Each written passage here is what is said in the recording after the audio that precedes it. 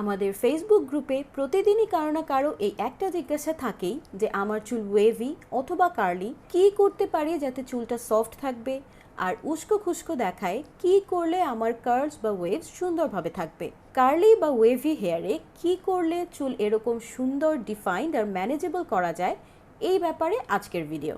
যেহেতু একদম নতুনদের জন্য আজকের এই ভিডিওটা করা, তাই হেয়ার মডেলও এমন একজনকে নিয়েছি যার ওয়েভি হেয়ার কিন্তু কখনো চুলে হেয়ার টাইপ স্পেসিফিক কোনো প্রোডাক্ট বা প্রসেস ট্রাই করা হয়নি, যাতে আপনারা আইডিয়া পেতে পারেন নতুন হলেও প্রপার নিয়মে টেক কেয়ার করলে চুল কেমন দেখাতে পারে। So starting with the steps now. প্রথম স্টেপ সবার পরিচিত, চুলে তেল দেয়া। হেয়ার অয়েল মাসাজে অলমোস্ট সবাই বেনিফিটেড হন, যদিও জানা থাকা দরকার এটা একটা অ্যাডিশনাল স্টেপ। তেল দিতে ভালো না লাগলে সিম্পলি স্কিপ করে যাবেন, শ্যাম্পু করা থেকে শুরু করবেন। কোন তেল ব্যবহার করবেন এটা এখানে মুখ্য না, আপনার পছন্দের ব্র্যান্ডের পছন্দের হেয়ার অয়েল ইউজ করতে পারেন। অয়েল আমরা মূলত স্ক্যাল্পের দিকে অ্যাপ্লাই করব এবং 1 থেকে 2 মিনিট মাসাজ করব। তেল আমরা শ্যাম্পুর আধা ঘন্টা আগে দিতে পারি অথবা আগের রাতে দিয়ে ওভারনাইট রাখতে পারি, এটা ইচ্ছা। খেয়াল করবেন তেল দেওয়ার পর আমরা চুল আঁচড়াচ্ছি না বা জট ছাড়ানোর কোনো চেষ্টা করছি না, এটা কখন করব দেখাচ্ছি আরো কিছুক্ষণ পর। Next step, shampoo. এই শ্যাম্পু করার ক্ষেত্রে আমরা প্যাটার্ন চুলের মানুষরা বেশ কিছু ভুল করি, এগুলোর ব্যাপারে জানা থাকা দরকার। প্রথমত, শ্যাম্পু ইউজ করব আমরা স্ক্যাল্পকে ফোকাস করে। আমরা বেশিরভাগই চুলের আগা থেকে গোড়া পর্যন্ত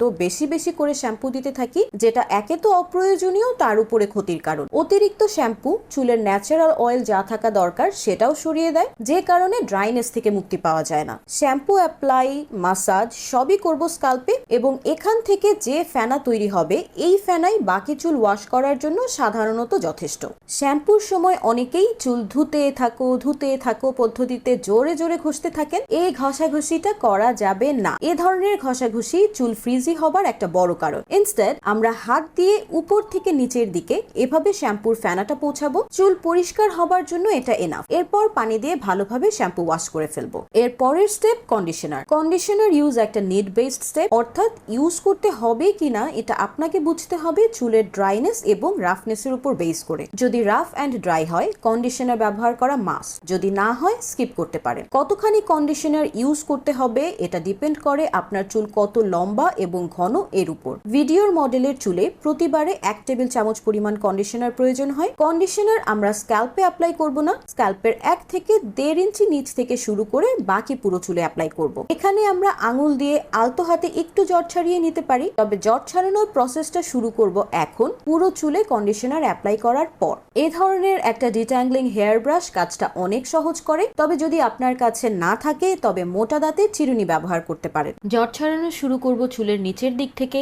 কখনোই গোড়া থেকে না, কারণ নিচের দিকের চুলে জট না থাকলে আপনার ব্রাশ বা চিরুনি সহজে উপর থেকে নিচ পর্যন্ত গ্লাইড করবে। নিচে জট বেঁধে থাকলে ব্রাশ আটকে যাবে বারবার। এক হাত দিয়ে চুলের মাঝ বরাবর ধরে নিচের দিকে ব্রাশ করব, যাতে এই ব্রাশিং এর সময় চুলের গোড়ায় প্রেসার বা টান না পড়ে। ডিট্যাঙ্গলিং ব্রাশ দিয়ে কোনো টানাটানি ছাড়াই খুব সহজে জট ছাড়ানো হয়ে যায়। যদি চিরুনি ব্যবহার করেন তাহলে খেয়াল রাখবেন জোরে জোরে টানার চেষ্টা যাতে করা না হয়, বরং আলতো হাতে সময় নিয়ে আস্তে আস্তে জট ছাড়াবেন। আগার দিকে সম্পূর্ণ জট ছাড়ানো হয়ে গেলে স্ক্যাল্প থেকে গোড়ার দিকের বাকি চুলের জট ছাড়িয়ে নিব। এভাবে ব্রাশিং এর আরেকটা বড় অ্যাডভান্টেজ হলো কন্ডিশনার এতে চুলের সব দিকে ডিস্ট্রিবিউটেড হতে পারে।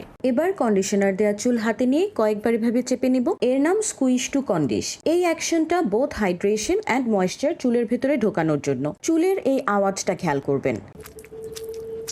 যদি এমন আওয়াজ এ সময় না হয় তার মানে চুলে যতটুকু পানি থাকা দরকার তা নেই, আর একটু পানি দিয়ে নিতে হবে। কন্ডিশনার চুলে দিয়ে অপেক্ষা করব 2 থেকে 5 মিনিট। এরপর পানি দিয়ে ভালো করে চুল ধুয়ে ফেলবো। আমাদের নেক্সট স্টেপটা ভেজা চুলেই হবে। এই স্টেপে আমরা একটা লিভ ইন ক্রিম নিয়ে পুরো চুলে ডিস্ট্রিবিউট করব। আগের স্টেপে কেউ যদি কন্ডিশনার স্কিপ করে থাকেন তাহলে জট ছাড়ানোর পুরো প্রসেসটা লিভ ইন দিয়ে করে নিতে হবে। এই ভিডিওতে আমি কোনো প্রোডাক্টের ব্র্যান্ড নেম বলছি না, বরং জেনেরিক আইটেমের ক্যাটাগরিটা জানাচ্ছি, কারণ প্রোডাক্ট দেখানো মাত্র সবাই বায়াসড হয়ে যান আর ভাবেন ওই একটা মাত্র প্রোডাক্ট দিয়ে পারপাস ফুলফিলড হবে, যেটা মোটেও ঠিক না। কোন ব্র্যান্ডের কোন প্রোডাক্টটা আপনার জন্য ভালো হবে তা ডিপেন্ড করে সম্পূর্ণ আপনার কার্ল বা ওয়েভের ধরনের উপর, যেটা আমি পরের কোনো ভিডিওতে বিস্তারিত বলবো। চুলে লিভ ইন দেওয়ার পর আবার ডিট্যাঙ্গলিং ব্রাশ দিয়ে পুরো চুল ব্রাশ করব। ব্রাশিং শেষ হবার পর চুলের লুকটা এখানে খেয়াল করবেন। যদি সবকিছু ঠিক মতো করে থাকেন এই স্টেজে চুল একদম সিল্কি, শাইনি এবং ফ্রিজ ফ্রি দেখাবে, যাকে সিউইড হেয়ার বলে। This is what we are going for. Product application technique যদি এখানে ঠিক না থাকে, শুকানোর পর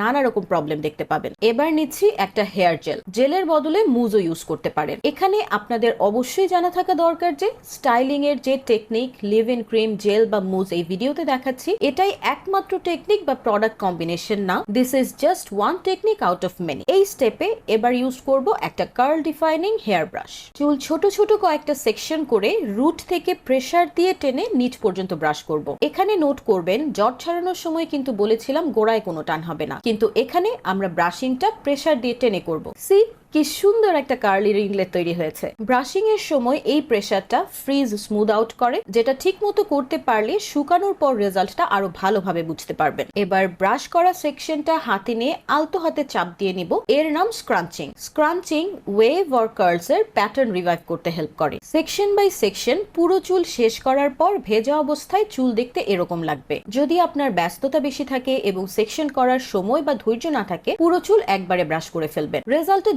থাকবে, but brushing full hair at once works pretty well too for most. খেয়াল করবেন এই পুরো প্রসেসে কোথাও কাপড় দিয়ে চুল মোছার চেষ্টা করিনি আগে, কারণ ব্রাশিং এর সময় এক্সট্রা যে পানি থাকে তা নিজে থেকেই ঝরে যায়। আর যদি এই স্টেজেও আপনার চুলে পানি থেকে থাকে, কোনো রেগুলার টাওয়েল ব্যবহার করবেন না এবং কোনো অবস্থাতেই এভাবে ঘষাঘষি করবেন না। সুতি গামছা, টি শার্ট বা মাইক্রোফাইবার টাওয়েল দিয়ে চুলের সেটিং কোনো রকম ডিস্টার্ব না করে হালকা করে বেঁধে নেবেন। এভাবে বাঁধার নাম প্লপিং। খুব বেশি সময় প্লপিং করে রাখার প্রয়োজন নেই। চুলের এক্সট্রা পানি কাপড়টা শুষে নিলে 10 থেকে 15 মিনিট পর এটা খুলে বাতাসে চুল শুকাতে পারেন।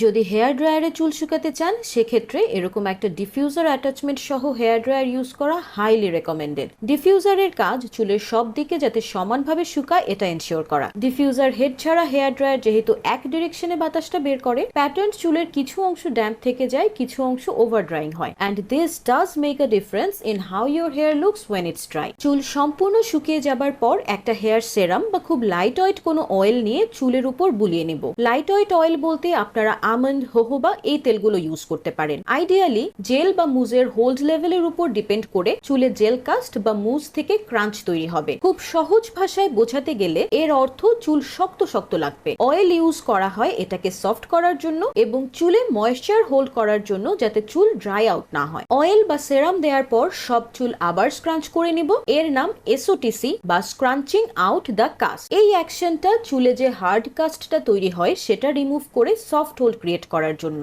সব কাস্ট রিমুভ হয়ে গেলে we are done with all the steps of this technique and here is the final look. Set করা ড্রাই চুল কখনোই ব্রাশ বা চিরুনি দিয়ে আঁচড়াবেন না। কার্লি বা ওয়েভি চুলে এটা করলে ফ্রিজি হবেই। নেক্সট ভেজানো পর্যন্ত চুল এভাবেই থাকবে। আপনাদের যার যা প্রশ্ন আছে জানিয়ে দিন কমেন্ট সেকশনে বা আমাদের গ্রুপে। চেষ্টা থাকবে উত্তরগুলো নিয়ে নতুন ভিডিও করার। সবাই ভালো থাকবেন। আল্লাহ হাফেজ।